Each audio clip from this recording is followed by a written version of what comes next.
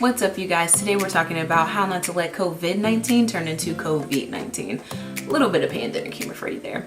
So one of the biggest questions that I've been getting lately is how do I make sure I'm not gaining weight during this time when I can't go to the gym like I want, or have to stay home, or I can't go to work?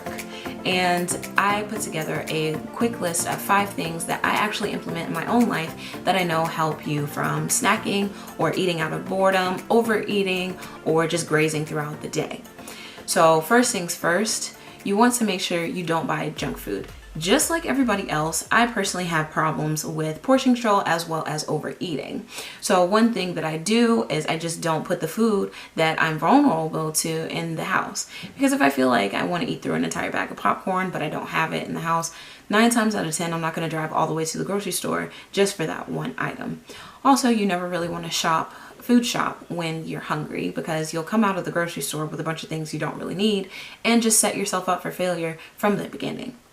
Number 2, you want to make sure you're buying living food. So one particular study from the National Institutes of Health shows that in 20 individuals, they were given 2 different diets. So on both diets, they were allowed to eat as much as they want, but the first diet was living foods and unprocessed foods.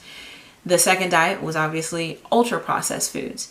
And the study concluded that on the ultra-processed food diet, individuals ate on average 500 calories more per day.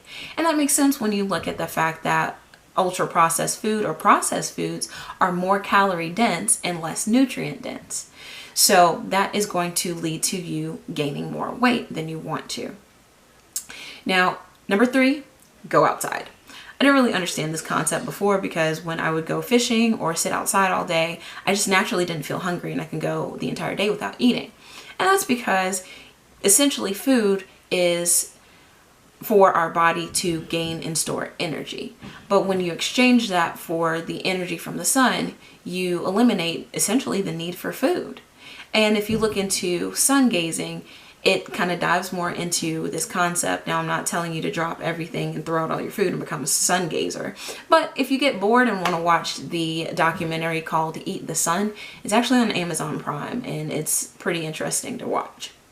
Number 4, drink your water. So I have a rule for myself. If I crave sugar or junk food, then I'll drink a glass of water, and a lot of the times that craving will just go away.